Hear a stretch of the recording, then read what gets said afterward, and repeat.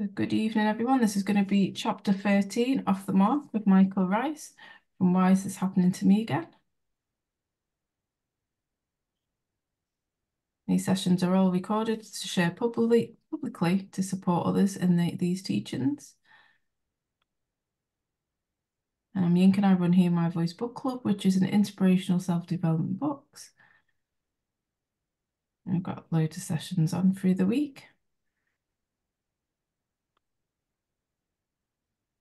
We've started our in-person events today in Manchester. The next monthly book club is a return to love.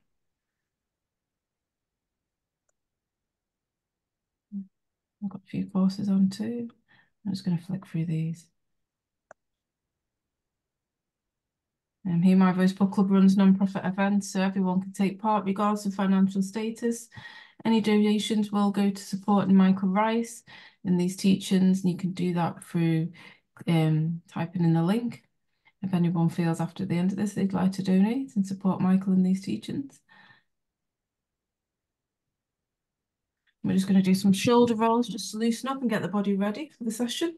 So some nice deep breaths in, draw up the shoulders and exhale. Nice deep breath in through the nose. Exhale through the mouth. Nice deep breath in. And exhale. Or if you're just willing and able, just to give your bodies a good shake out, get it ready for the session. I want to just give it a stretch out.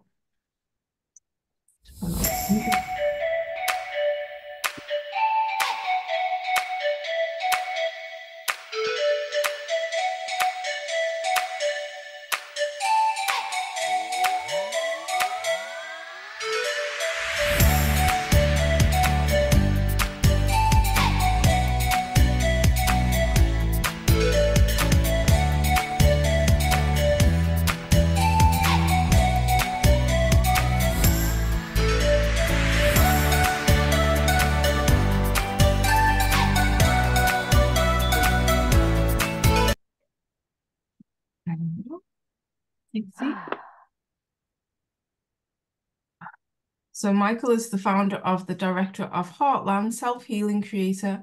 Michael lecturer and teacher of health and healing and true meaning of true forgiveness. And Michael is married to Jeannie Ryce, and if Michael would like to introduce himself, anything he'd like to share. Well, I've been introduced many times to the group, so not a lot to say, except that I'm excited to be back. It's been a month or more since our last session.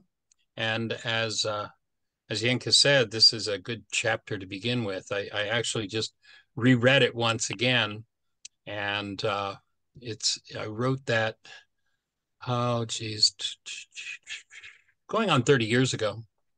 And was kind of struck again with the clarity of how this chapter takes something that's a major bugaboo in our whole Western society and brings correction to it and opens a space for so much healing when you recognize that the fear-based minds who've translated these teachings have just injected so much garbage into them that it's sad. And the saddest part of it is the practical genius intelligence of the teaching has been lost because people live in fear and trepidation and trauma, all the hypocrisy and all that goes on. So hopefully the correction that comes today will make sense. And if at any point we're doing this, you've got a question, raise a hand and we'll jump in and see how we can support you. Delighted that you're here. Blessings. I'll go straight into it.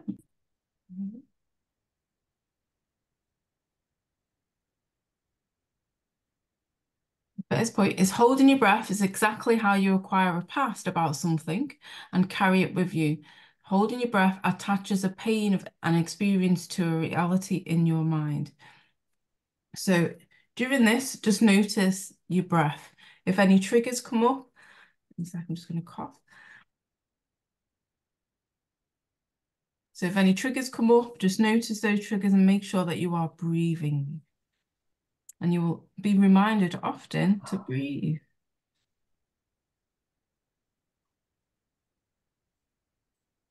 So Richard, a successful man in his late 30s, following the breakup of another marriage, had contacted Michael. Richard felt his life was a mess and was desperate and wanted Michael's help. In the previous chapter 12 was a short chapter that focused on practicing exercising, holding a space of love while the underlying reality surfaced. This is how we heal. You lost the baby, yeah. Oh, yeah. I'm just going to mute everybody. Dad and I, yeah. So, Michael, you can unmute at any point because you're the co-host as well.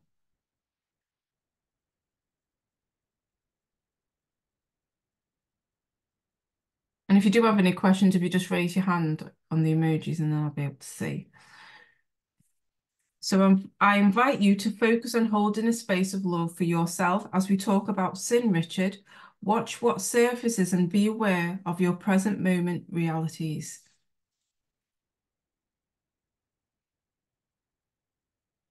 So a question to each of you. Are you willing to focus on holding a space of love for yourself as we talk about sin, and to watch what surfaces and bring awareness of your present moment realities? And you can put it in the chat if you're willing. Or just raise your hand if you're willing. Or yes, yes in the chat.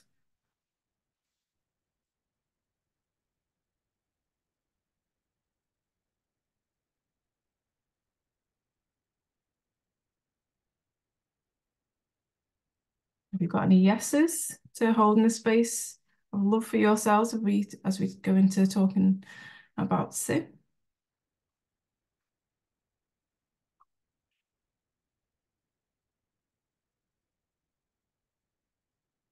Open the chat. Let me just open the chat up, please. See, yeah, I've got a few yeses there.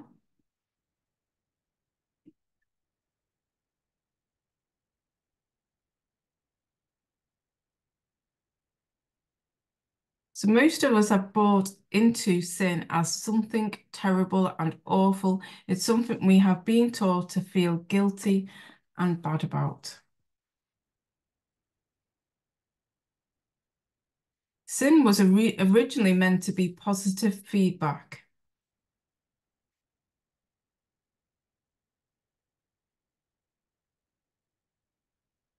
The English translation of Aramaic word, I'm not sure how to pronounce that, but is a kata, is sin. It is an archery term. Oh, you need to unmute Michael. Yeah, okay. When you fired at a target and missed the bullseye, the scorekeeper yelled sin. It meant you are off the mark.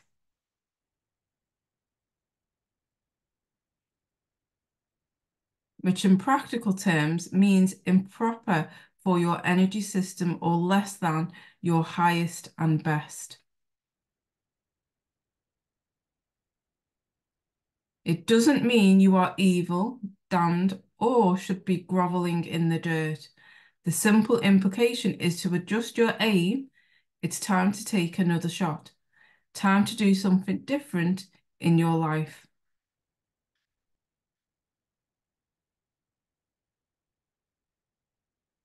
The human energy system is based on love and created in an image and likeness of love. When you put an energy that is less than that what is proper into that system, you defile or destroy it.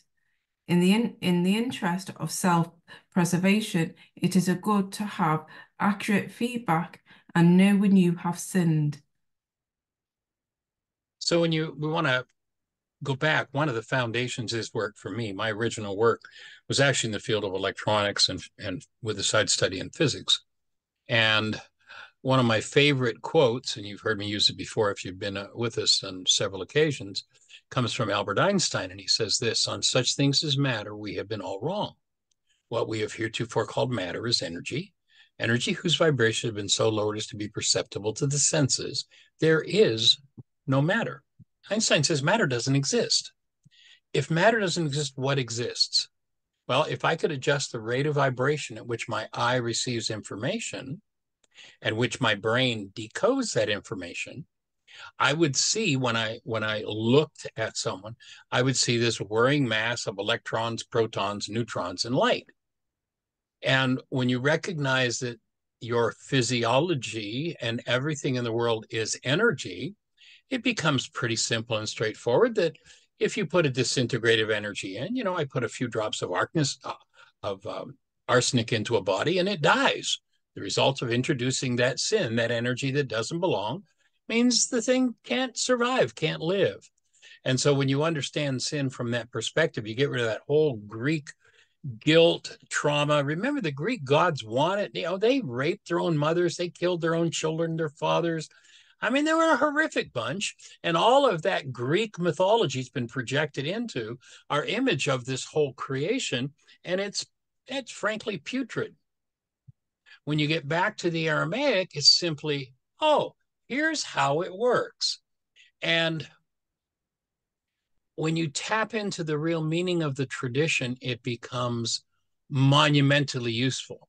When you tap into minds who haven't done their own internal work and project all of their own unresolved rage and guilt and fear and condemnation and gossip and slander and vengeance into those teachings, then you have insanity. And what we're looking to do is to correct the insanity, get back to, here's how the energy system works, folks. That's just the way it works.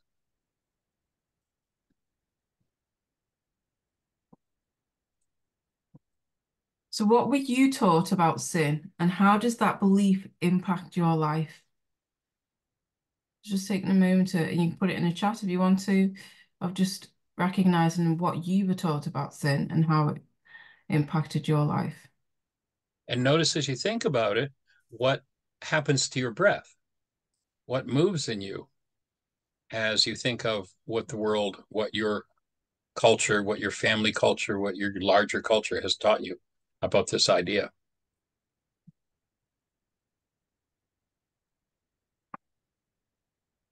For me, the first thing that I was ever taught was if I don't go to church, I will go to hell.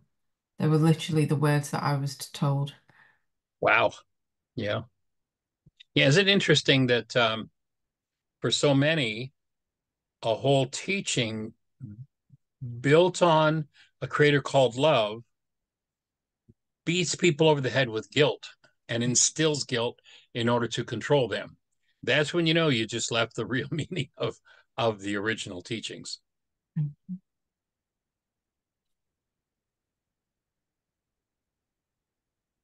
And they were the exact words as well. And it certainly did get me in church. I got it. Yeah.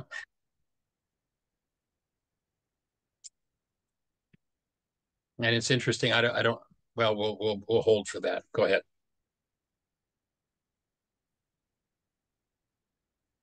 We've got a few people that put guilt as well, total guilt. I see that.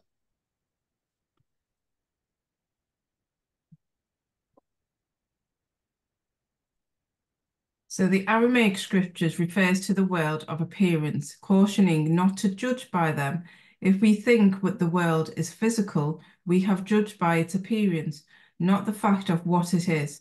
Is it possible that the world is energy, void of solid form and organized into the appearance of form?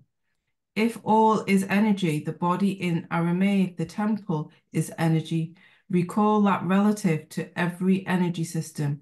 There are basically two qualities, that which builds the system up, integrative energy, and that which burdens or tears the system down, disintegrated energy.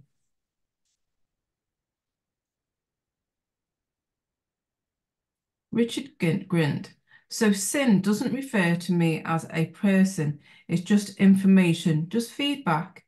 If someone of integrity told me I had sinned, he would simply be informing me of an error.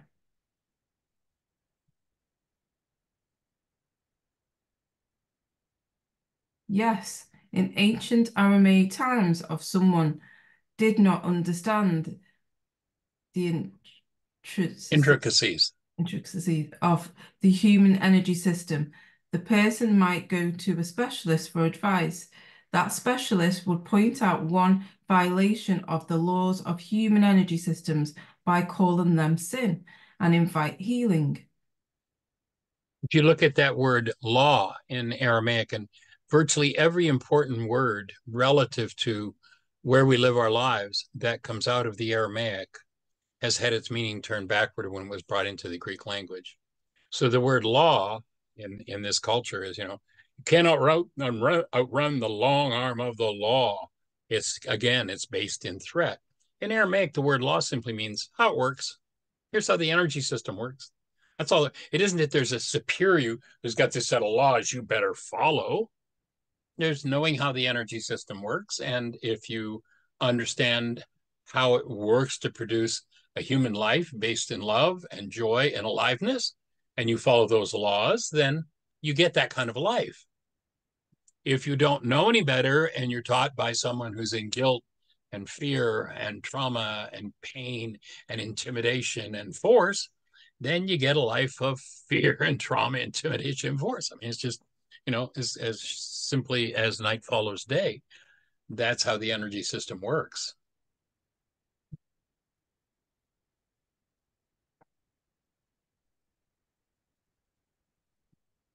It still feels like the old guilt trip. Or how do you say it, Michael? The reality of guilt is surfacing in my mind again. If you go back and read the book from the beginning, and if you don't have my book, Why Is This Happening to Me Again? Unfortunately, I can't sell you one. It's out of print.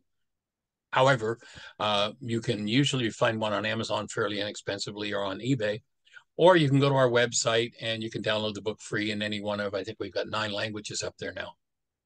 And if you go back and read, Richard, was pretty guilt-ridden when he started and fear-ridden. And we processed some of that. And he's learning to move from projection language where everything out there is to blame. And here you can see him making that shift in his mind. Oh, this still feels like the old guilt trip. Or wait a minute now.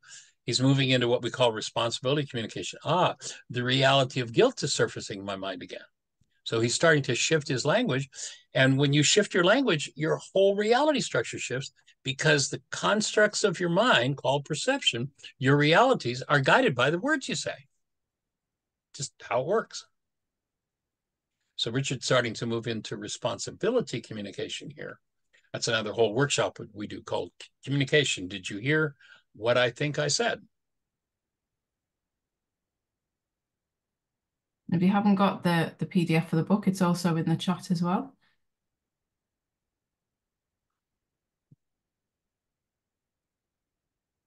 So that sounds like a more accurate and responsible way to say it, Richard. Guilt is a human invention designed to change human behavior. Unfortunately, its effect is more often the reverse. It keeps people locked into their errors rather than prompting release from them.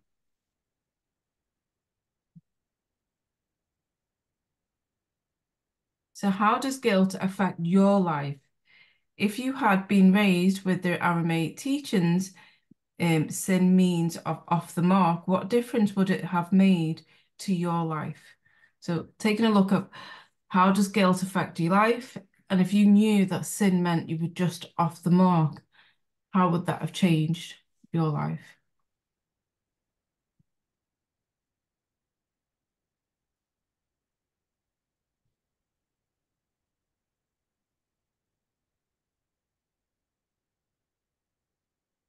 I know for me, I wouldn't have got trapped in a religion if it wasn't for guilt.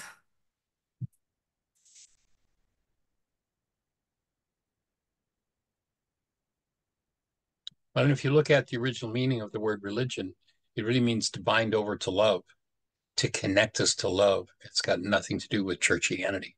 But men made systems that, basically kept them in business. Mm-hmm. And it definitely affected my opinion of what God was, the relationship to that. Yeah. And I think even today, even though I know I know it's the view that I have isn't the whole truth, it still impacts my opinion. Work to be done, forgiveness to be done. Yeah.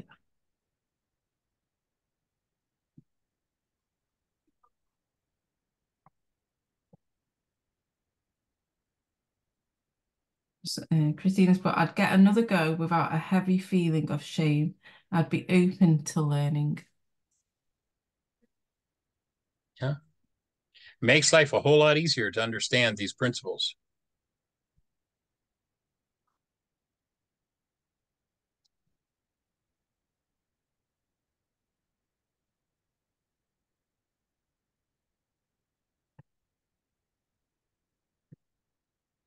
So that would create an opening for freedom, isn't it? That feeling free.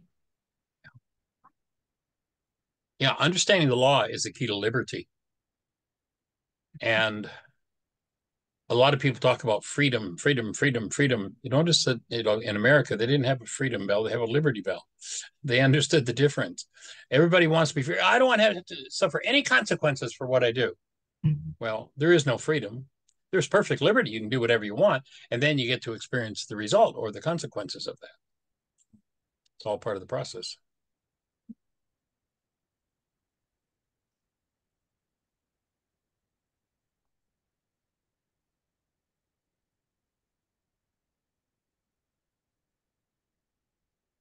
Have you noticed that guilt usually precedes an act? It is an emotional energy that keeps error in the forefront of the mind. People tend to be attracted to the behaviors that connects them to the most energy. Programmed guilt perpetuates behavior that seems to cause guilt.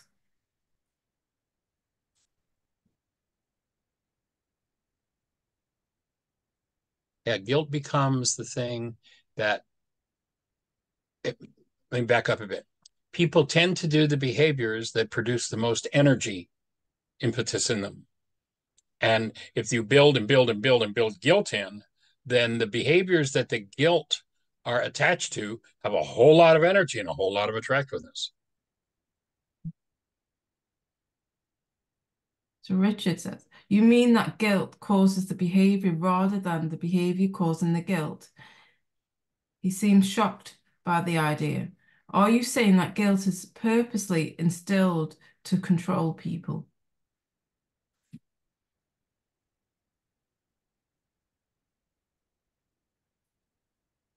So integrative form of energy, wholly rooted in the word whole, that which supports or builds the human system.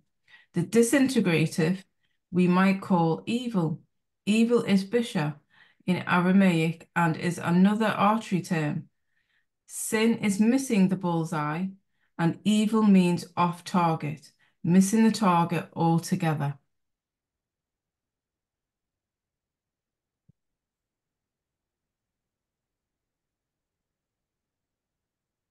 So we're simply talking here about, again, energy.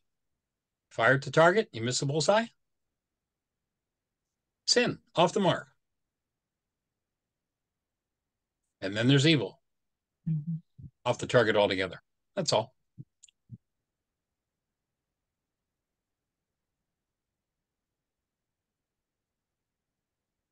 So an evil life in Aramaic, a life where one continuously engages in disintegrative energies, those defiling one's own temple, creating dis-ease and self-destruction. In Aramaic, there was no moral component to the instructions. Stay away from an evil person. It was pure pragmatism. If you, Pragmatism. oh, sorry.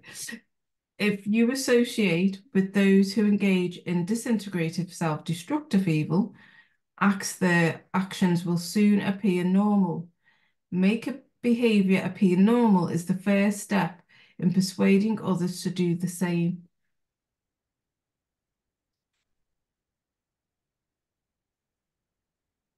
So if you can convince somebody that some kind of crazy deteriorated form of behavior, well, that's just normal for human beings, then it becomes acceptable to go there. When you understand that this leads to self-destruction, you go, oh, maybe we don't want to normalize that. You look at what's happening in the political realm, especially here in the States right now. So much insanity is being normalized. And when that happens, people just go, oh, well, I guess that's the way it is, when it's not.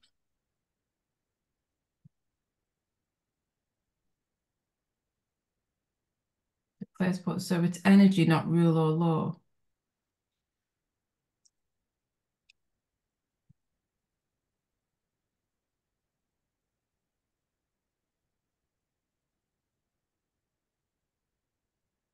Those who promote sin in a threatening way, that type of interpretation are caught in their own sin, fear.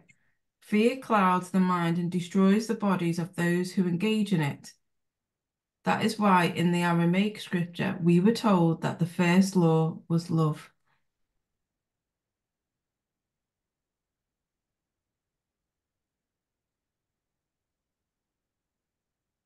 In the Aramaic understanding of the law and its prophets hang upon the condition of love in a mind, not on fear which produces unconsciousness and error. Without the condition of love continuously present, the searching mind will project its own errors into what it studies and whatever or whomever it sees. Well, as usual, I love the illustrations you come up with, Yinka. But this particular point in Aramaic, there's a point where they ask this teacher, Yeshua, what's most important in the law?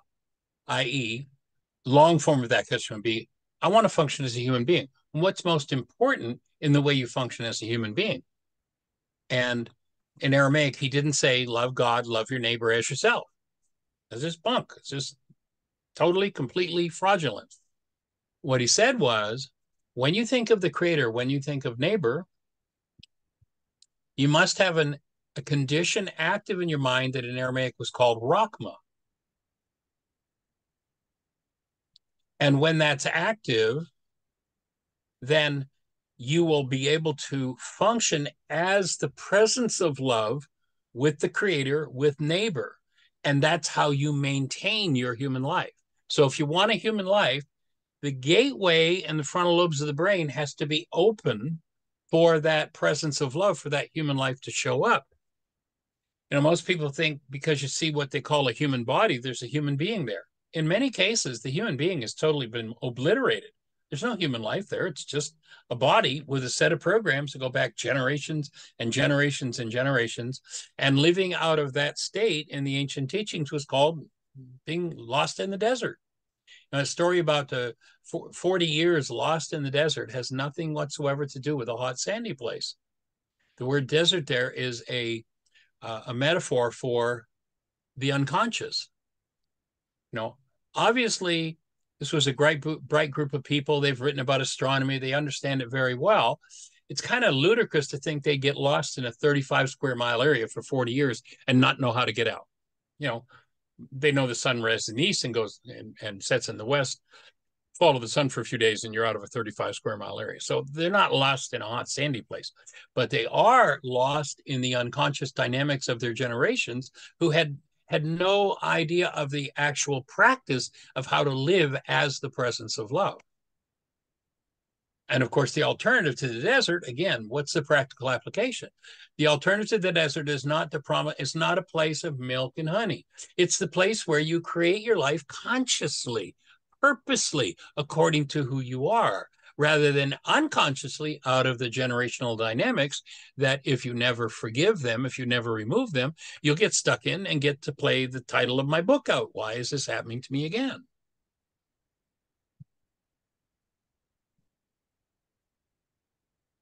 So the understanding there was that the law, the understanding of how it all works, hangs on one thing, like protocol. First thing you got to get down pat. If you don't have this, nothing else matters.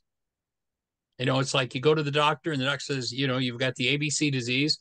And he says, okay, here's the protocol. First and most important thing you need to do is this. And you say, I don't want to do that, but I'll do the rest of it. Protocol's not going to work. To maintain a human life, you first have to have a human life. To have a human life, love, you've got to have the gateway which is in the frontal lobes of the brain, that brings love into your human form. That's all that was being said. And in Greek and Latin, there's no such concept, no such idea as this, and certainly nothing in the English language appears in any way, shape, or form as Rahman. Without that, you don't have a human life because the gateway's closed. There's no entry point for it. That's the practical aspect of it. You and I are designed, first of all, our essence is love, and we're designed to live out of that state. We're not designed for anything else. And to put an energy that conflicts with love into human physiology is to, quote unquote, sin. Put an energy in that's off the mark. It's like kind of simple, A, B, C.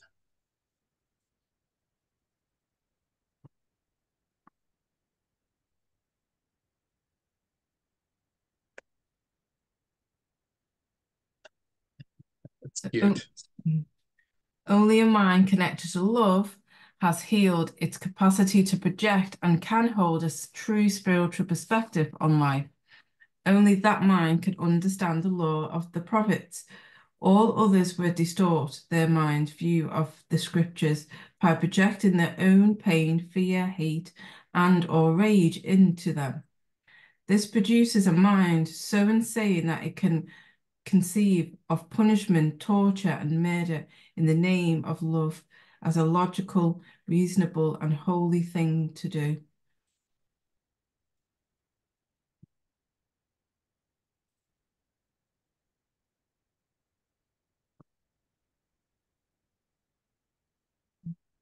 So it says, who was present in every situation, circumstance, argument, disagreement, trigger, problem you have ever experienced?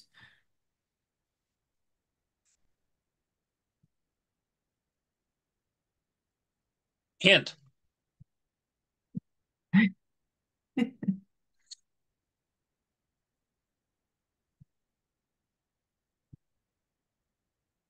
So who was present in every situation, circumstances, argument, disagreement, trigger, problem you have ever experienced?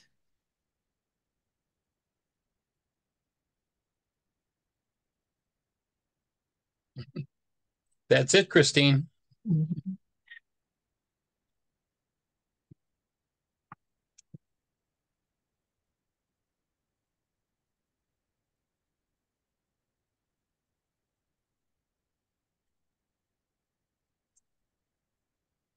So to help all the rest of yous.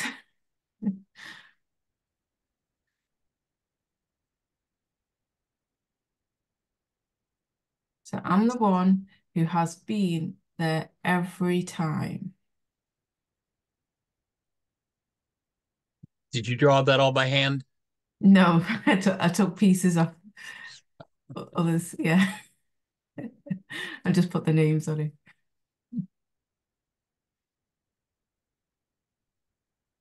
I'm not sure if I could even draw that good.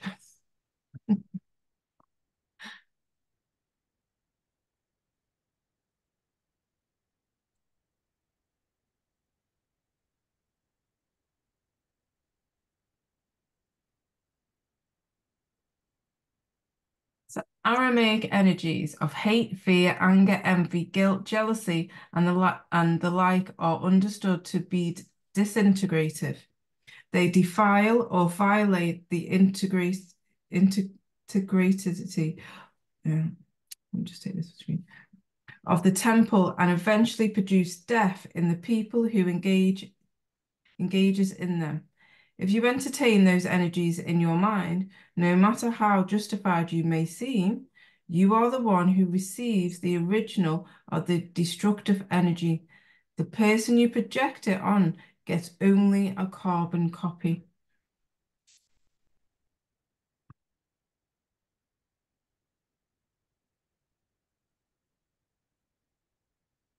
So disintegrative energy, hate, fear, anger, envy, guilt, jealousy. Integrative energy is love, joy, growth, freedom.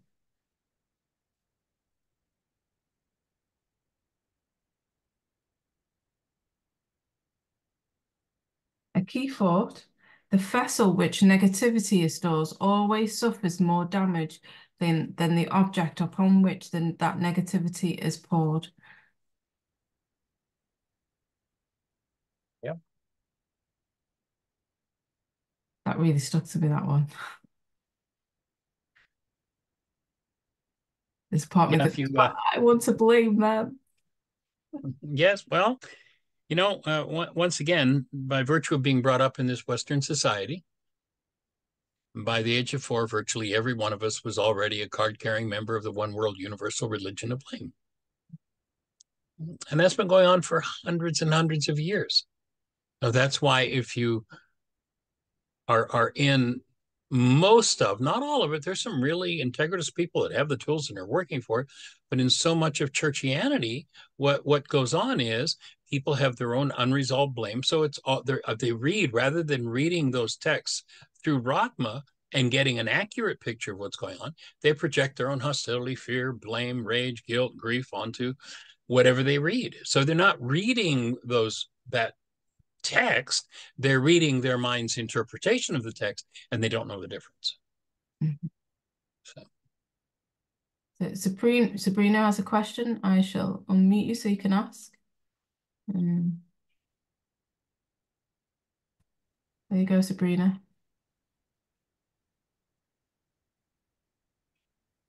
You're unmuted. Hello, Sabrina. You got a are, question for us? You are unmuted. Go ahead, Sabrina.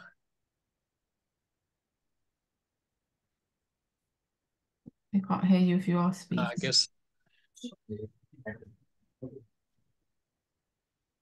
Hello.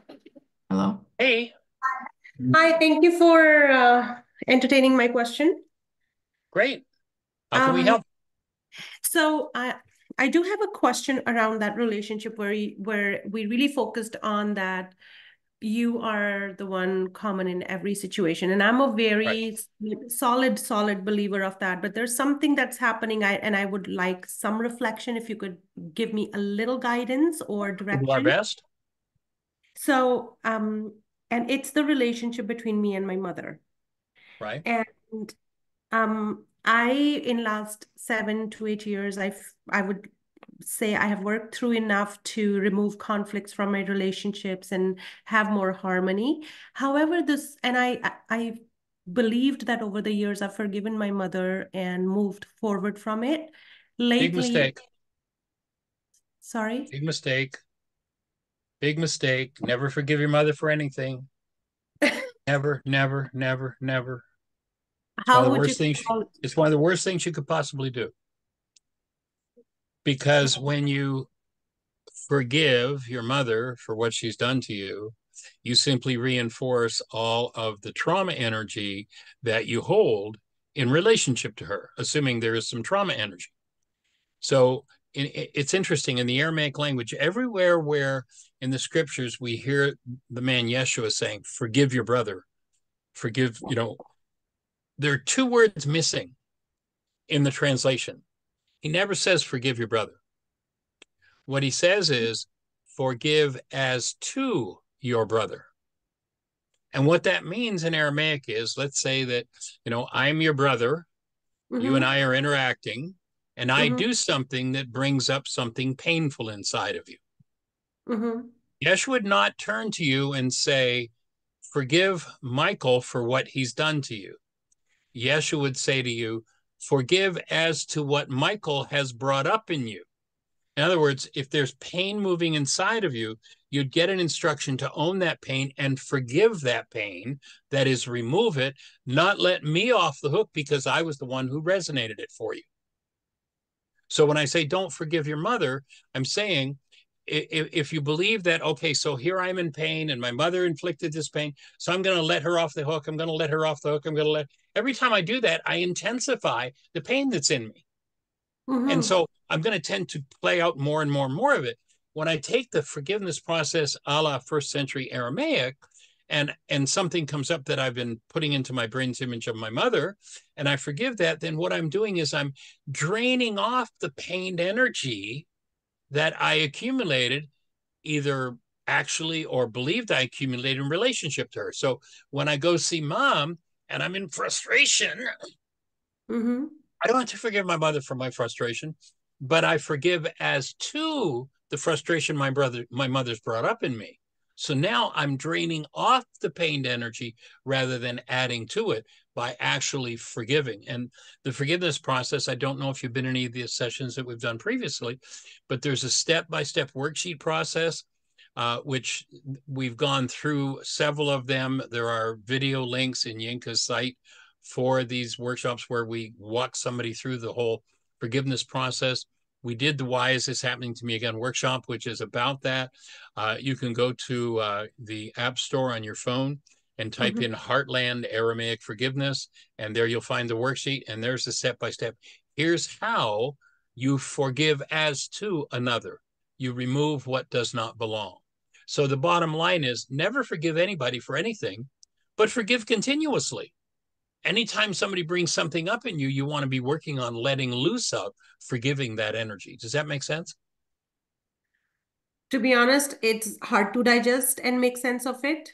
I think I will have to go through the recordings to understand or really get the gist of what this means. Yeah, it's a big piece of information. When we need to learn something new, it's relatively easy. But when we've been convinced by 100 generations of bombarding us with a lie, and then we try to learn something new, it creates a challenge. Just in the simplest form, in Aramaic, forgiveness is how I remove from me those pained energies, those energies that are off the mark that never belonged. It has nothing to do with me letting them off the hook, because in their presence, I experienced that. And in fact, when I'm interacting with someone and I experience that pain in their presence, they've given me the gift of showing me my pain. If I apply forgiveness to my pain, then as a result of becoming aware of it, I'll be freed of my pain, thanks to what they've done for me, showing it to me. So showing part. Okay. So we're turning everything backward. I mean, the Greeks turned everything on its head. They made forgiveness. Oh, you did something terrible that caused all this pain inside of me, but it's okay. I'll let you off the hook. I'll forgive you. When I do that, I reinforce the energy of my pain. The truth is, oh, Mom, you just brought some hostility, some fear, some sadness, some grief, some rage that, maybe I've been blaming you for all my life. And I realize here I am with this rage. And now I'm going to apply forgiveness to remove my rage. That's the act of faith. I kind of get the hold of it now. So how and I'm not sure if this is going to take the workshop off track for today, but how would you deal with somebody constantly when you live with somebody and there's this conflict with that one person? Every other relationship is, it is in harmony. That one relationship that's like a constant pain, like a nail in your shoe. How do you go about that? Well, that's not the topic of today's workshop, but there is in Yinka's or on my web YouTube page, there is a workshop. Why is this happening to me again? That goes through the whole process and the step-by-step worksheet. Again, go to your app store, type in Heartland Aramaic Forgiveness. The worksheet is there. The instructions are there, all on my website, all on Yinka's website. I think she's got links to it. You can download the book free and walk through the whole thing, and it leads right up to here's how you forgive. Here's how you reach inside yourself and change the content of your mind. Yes. Got it. I put it all in the chat. I put lists of where you can watch the YouTube clips as well, and you can got the PDF. I would recommend going through one of the worksheets, because then you'll get to see the actual tool and use it for yourself. One thing. And then 5 days. Are you in the States? Are you in England, or where are you? Canada. Oh, okay. Do you have U.S. phone access? Phone access, yes. To the United States? Can you call like toll free into the United States? Yeah. Oh, great. Well, then 5 days a week from 1 till 2 o'clock Eastern time, I do a radio show. The phone number to call into the show is 563 Mm-hmm. 999 Mm-hmm. 3581. Call Mm-hmm. that any Monday to Friday from 1 to 2 o'clock, and you and I will be having a conversation and we'll explain it to you. Go through some of that and then come to the radio show and we'll answer your questions. Is that EST or PST? Eastern, 1 to 2. Eastern Standard Time, 1 till 2 o'clock, Sounds 5 days good. a Thank week. you. And you Thank can you. go to our website, and there are over 5,000 hours of the radio show. We've been doing that show now for over 12 years. And so there are lots of archives there as well. Awesome. Thank you. Cool. Delighted. And then we've got Corey with a hand up. Hey there, young lady. How are you? Yeah, thank you. Thank you for asking. Yeah, that was very interesting. And my question is about so that pain, or I experienced today something like I felt, I cannot put that in English words, like excluded from the other people around. And in that moment, I was not able to think about our work. And But they're the moments where it's important to. Pardon? They're the moments when it's important to be able to think about this work and choose to do your work. Yeah, but in that moment, I was not conscious. Got it. So I blamed the other one, but but I know now, I know a little bit later that that was in me before I came there, or Right. is that that was, he gave me an advice which was not really, not at all something that it was helpful or nothing. That was like, I don't know how to say, but that does not matter. I mean, how can I say that better? What is that not important, or not important, but is that also to, when I needed the advice from a professional and he gave me something wrong,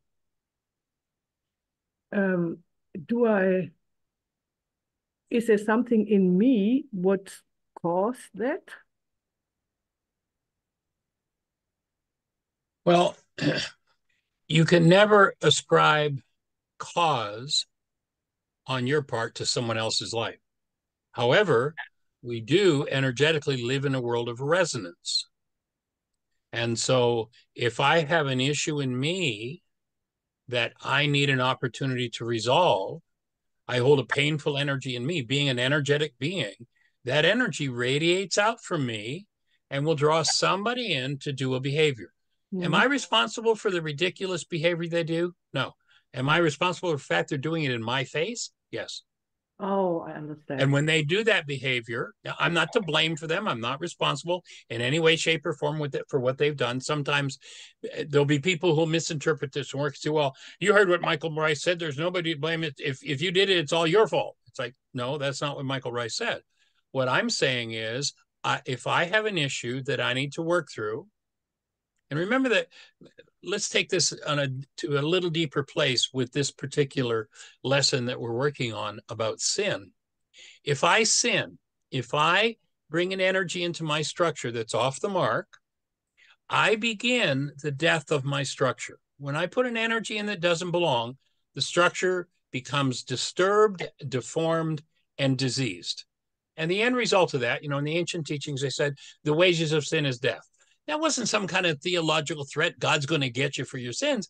They were telling you how physiology works. If you put it, the wages of eating the latest fentanyl, taking 10 grams of fentanyl is you die. That's all. It's just a result.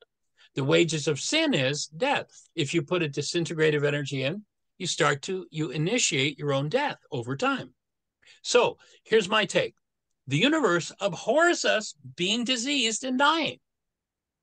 So the universe has been structured through resonance so that if I take in some kind of sin energy, life is going to come in and knock on my door and say, hey, better take a look. Up comes my pain. If I live in denial, this pain isn't about me. Look what you've done to me. But it's okay. I'll forgive you. Leaves my sin, my disintegration fully intact. The blessing of the universe is, and it's relentless. Notice it's relentless, is time and time and time and time and time again. Somebody's going to show up bouncing off of your sin, resonating it, and giving you an opportunity to own it and forgive it. That's the blessing of the world. Now, most people don't consider that a blessing. No, I don't want to feel this. I don't want to deal with this. That's right. Nobody does. But if you never feel it, and you never deal with it, and you never forgive it, ultimately, it's the stuff death is made of. It will kill us. Yeah. So that's my take. That was really helpful. And that feeling, what I had then, can I also love that feeling? When I am conscious about, I felt, I don't know. So loving is not a verb. Loving is not something we do. It's what we are. So if a painful feeling comes up, remember the session we did, go back to the video that we did as part of the study on the love exchange. So if pain starts to come up in me, can I stop, get centered, connected to love, and bring that love in to help in the dissolution of that pain? Absolutely. But love isn't something that I do to something or to someone. Love is what I am. So whatever it is, ultimately the practice is, can I bring love present with what's coming up in me here now? Mm-hmm. Can I bring love present? And sometimes you'll have to do that 10 times in a minute. Yeah. Until you work through those things. Yeah. Yeah. You know, when they said to Yeshua, the Greeks tell us, he said that Peter says to Yeshua, how many times should I forgive my brother? Is 7 times enough? Well, first of all, in Aramaic, it's how many times should I forgive as to my brother? And Yeshua's response is no. He says 77 times 70 times, which is not a literal number. You can bet 2,000 years ago the disciples weren't going, let's see, 77 times 70, carry the 4, 9. It wasn't a literal number. But what they were saying is you're going to do an infinite amount of work inside of you until you're finished with that issue. If it's been going on in your bloodline for 100 generations, there's been this kind of rage, this kind of blame for 100 generations, it may take you years to work through that depth of healing. And that's part of the process. That's I really understood, and that is really giving me relief. Good. Sweet. That's what we're here for. Actually, I'm here for 2 things. If you're in pain and trauma, I'm here to bring relief. If you're all, think everything's great in your life and rocking on, then I'm here to maybe bring up some pain for you. Cool. Thanks for your questions, Corey. And Sabrina's asked, would we have the full workshop again? I'm thinking maybe it might be good to do one next one because we've not been here for a while. Maybe to do a worksheet one. We can do that. We'll have to find a volunteer. If Sabrina might be up for it, because we've done. There you go, Sabrina. Would you like to be personally supported in doing a worksheet the next session? Let me unmute you so you can. Yes, I can't talk for some reason, but yes, big yes. Okay, cool. So then, and this is Nina. My name shows wrong. This is Nina. Oh, hi, okay. Nina. Hi, Nina. Sorry. Glad you're here. Yeah. How do we get from Sabrina to Nina? Oh, it's just that I'm using my friend's computer to log in today. Okay, got it. So it just says the computer name, but this is Nina as a person. Okay, cool. So, Yinka, how about we put in the chat now the link to there's about a 2 hour and 45 minute Why Is This Happening to Me Again workshop. let's put that link in and ask everybody to watch that Yeah. between now and the next session, or maybe even watch it a couple of times. Because I mean, literally, you can watch that video 100 times and get new meanings, new understandings out of it. But watch it at least once or twice between now and our session a couple of weeks from now, and then we'll do a worksheet session. And if you have that behind you, like put it on your calendar and watch it the day before our next meeting for the book club. And then we'll do a worksheet. It'll have a whole new world of meaning for Do you share, is it one of the reality management worksheets recordings to share, or you. No, the actual 2.5 hour why is this happening to me again? I think you've got a link to that. If not, I'll send you one. I don't have it on my computer. I've got it on my phone. all the Let me recordings? see. Maybe I can log in and do it on my phone. Okay.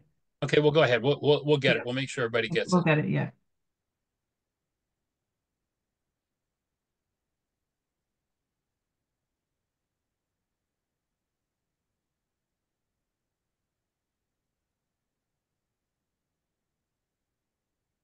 We've got the best exercise I know to practice and strengthen your ability to hold space of love is to close your eyes and allow yourself to become quiet. With your awareness focused inside, think of that which inspires in you the clearest, strongest, most powerful love you are capable of feeling.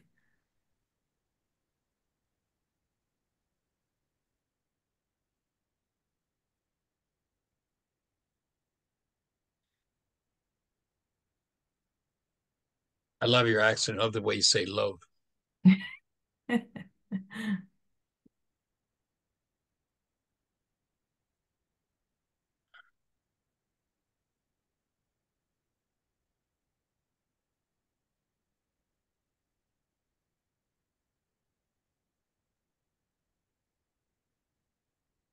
when you go through your day and you're triggered by people, just taking a moment just to hold space for love and just staying in that kind of peaceful instead of allowing all the outside. Yep. Mm.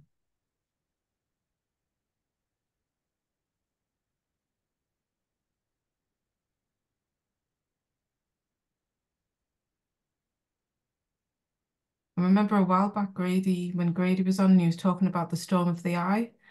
When you stand in the storm of the eye of a storm, and that kind of help you kind of stay focused and holding that space of love. Because when you're in the storm of an eye, is you don't get knocked down. It's like a house will if it's in the center of it, nothing gets blown down. But if you're getting all mixed up in it, it gets blown away. Recording in progress. It's really strange. I don't know if you've ever been in a hurricane, but I used to live in South Florida, and this is 30 years ago. And there was a hurricane coming over Fort Lauderdale, and I decided to stay there. And it was so eerie because there's just crazy winds, and it's just raining like crazy. And all of a sudden, there's just this weird stillness. Everything is totally quiet, but the energies are really weird. And then bang, the storm hits again. Pretty interesting.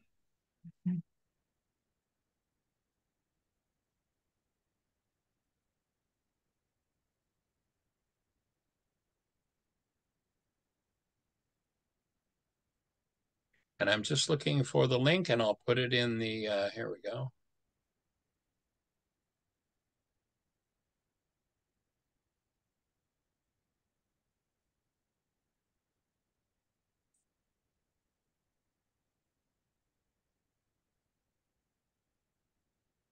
There we go. I think that should do it.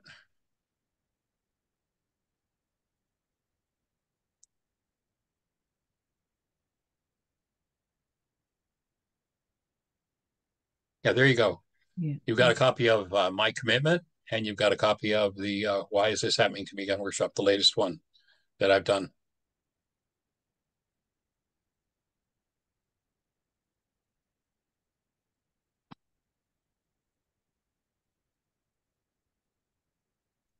Okay.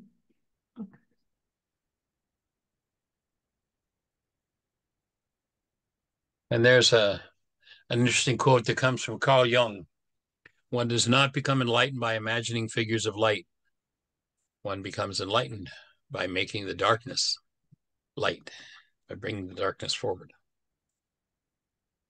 Jung knew what he was talking about.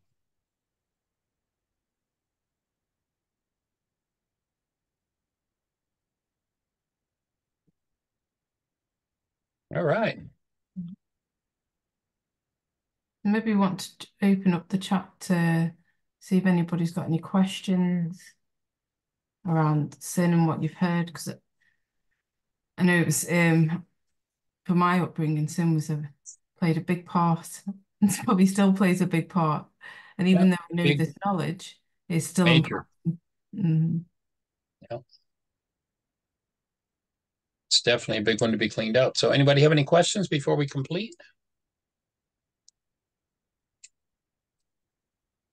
Just stuff in so I can see.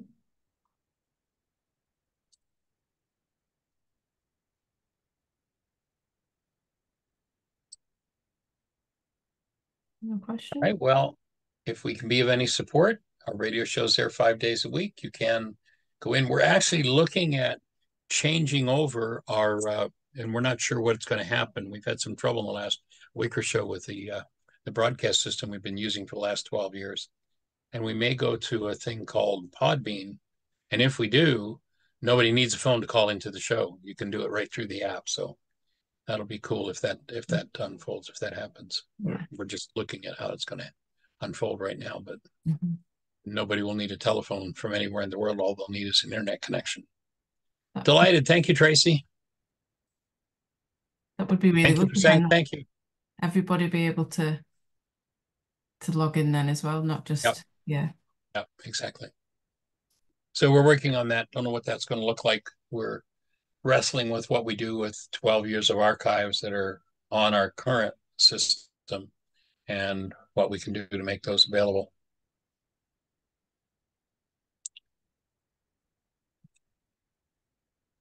Glad to hear it, Christine. One of the problems, one of the challenges is what it takes to get our almost 5,000 hours of archives into a format so they're still available, getting them somewhere.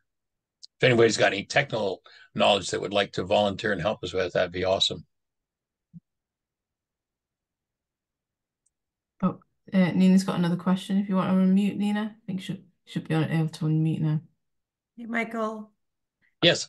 I remember you had a course in intuition, working on intuition and something. Intuitive development, yes. Yes. I know due to COVID, you stopped that. Are you bringing it back anytime soon? We're looking at whether we'll do an intensive season at our teaching center in Missouri next summer, and we've been looking at doing some things online. We did announce that we would be open to doing an intuitive development intensive online, but we didn't get a whole lot of response from it, so we haven't moved forward.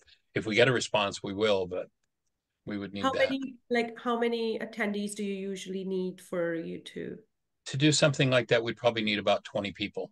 And it would be I forget what the details, but we did some research on it and came up with, it was going to be, do you remember, Yinka, how many weeks it was going to be?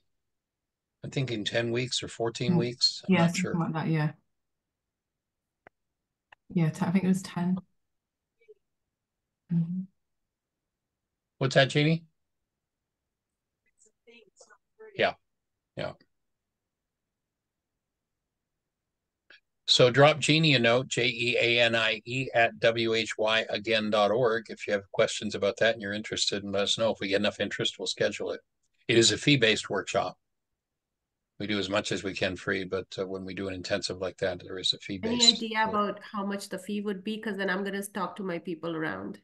Okay, I think Jeannie, excuse me. Do you remember what the fee was that we came up for the intuitive development, how long it was? I don't. No. Okay. Well, Jeannie's going to take a look. I think she had marked it down. Sounds good. Thank you. So anybody else, any thoughts, questions, answers, ideas before we complete?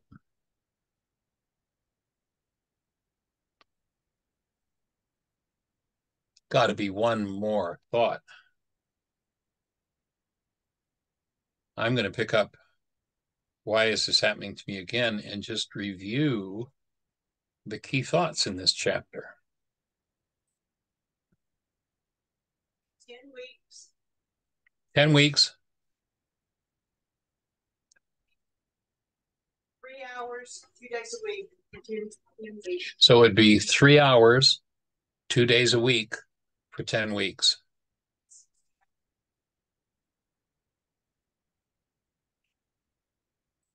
So it'd be a total of 50 hours of class time. Say again, Jeannie? 60 hours. Okay.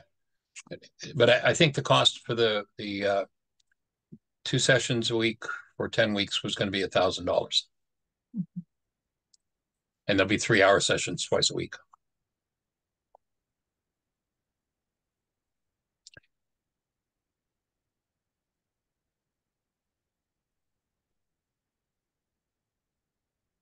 He thought the truth is always safe, not sometimes, not most of the time, but all the time. He thought it is your mind energy that's responsible for the condition of the tissue in your body. Louis Pasteur's final conclusion on disease: the germ is nothing, the terrain is all. Germs don't cause disease. Sin does, energies that are off the mark. And the major way that we create offensive energies to our own tissue is to engage in hostility or fear. Remember the line in the worksheet that says, the last step in the worksheet, step 7, I get the original, they get the carbon copy. And they may not be home for delivery.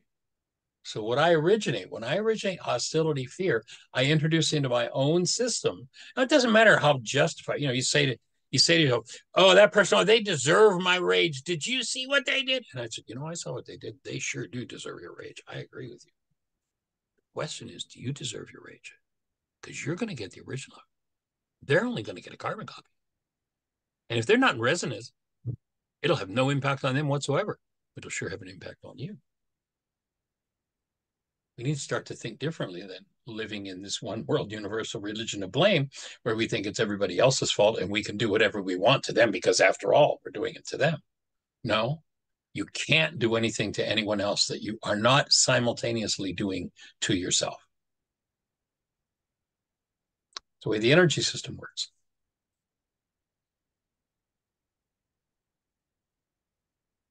Thoughts?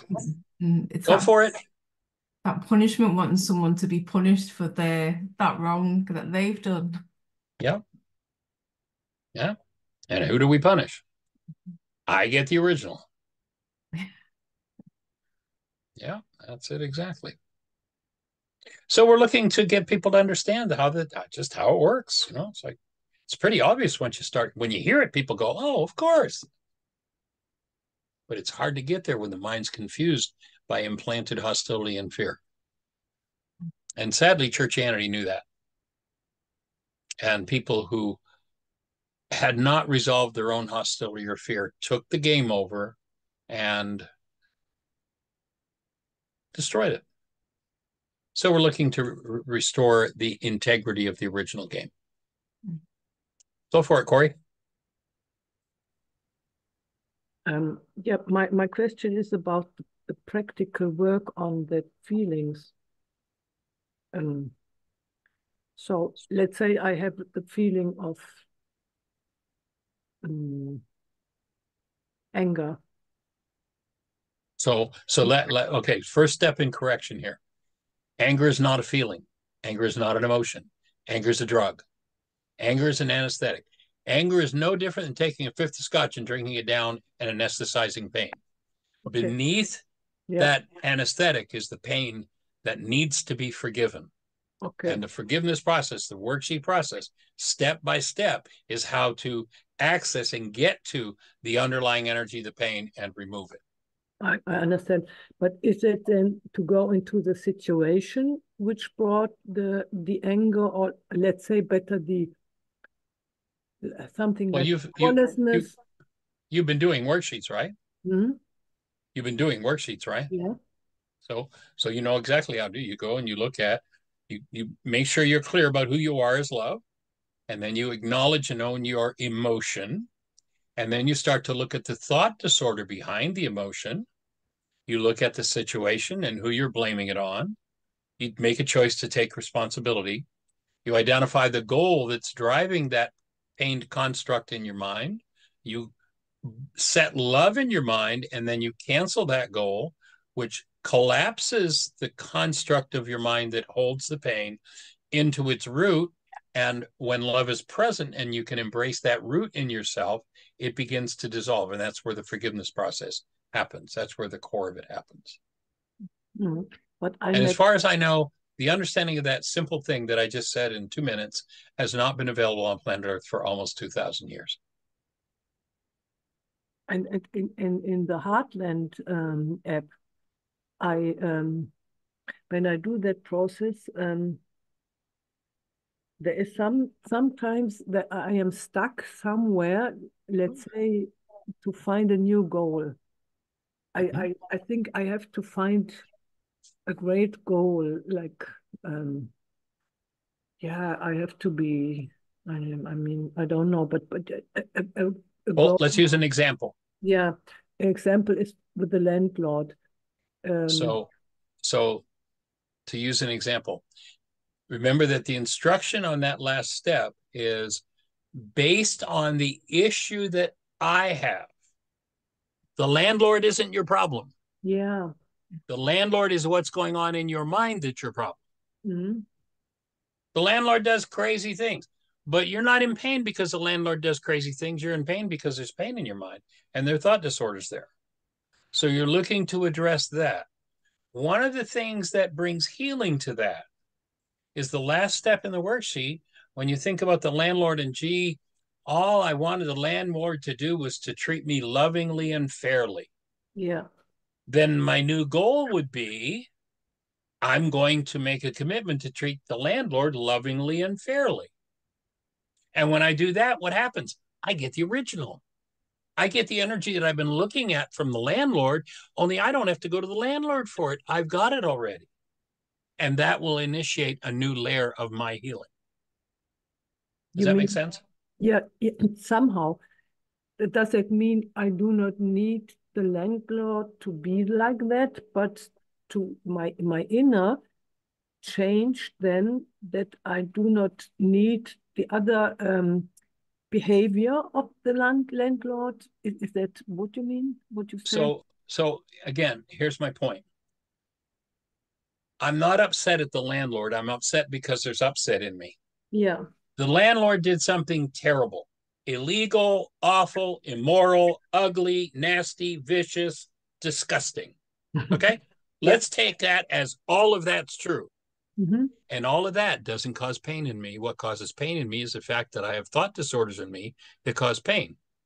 When I heal as to those thought disorders, I'll stand as an intelligent space of love, and I'll know exactly what to do to resolve the issue with the landlord. But as long as I'm in my pain and blaming the landlord for it, I'll never resolve that issue with the landlord. The only mind that's intelligent enough to resolve an issue is the mind of love in you. And while hostility and fear are up and grab you by the face and suck you into it, resolution's not seems impossible. Resolution comes quickly when you do your own healing work. And who is keeping me in that stuck place? Is that my only you? My unconsciousness, or is it my some parts of me? You know, it might be 20 generations of that kind of pain. I don't know in your specific case, but if in the codependency, interdependence intensive that we do, I identify what I call the pseudo solutions of the non-being mind. And the number one pseudo solution is if I could just figure this out. Yeah. So what I hear you doing now is efforting to figure it out. Figuring it out isn't worth the powder to blow it to hell because you can't figure it out. But what you can do is forgive as to whatever that is and free yourself from that pain that you inflict on yourself. Then you have the empowerment to address the crazy things that the landlord is doing. And or maybe the landlord spontaneously stops doing those things because you're no longer calling for them. Mm-hmm. People call that a miracle. Nothing miraculous about it. You're a creator. We're all creators. We tend to call into our lives what we need for our healing. Mm-hmm. But I also like, there's not, I need to accept what he does. That is not the case. I don't need to accept it, no. Okay. I need to, again, if what the landlord does resonates pain in me, the only thing I need to do is work on resolving my pain. Mm-hmm.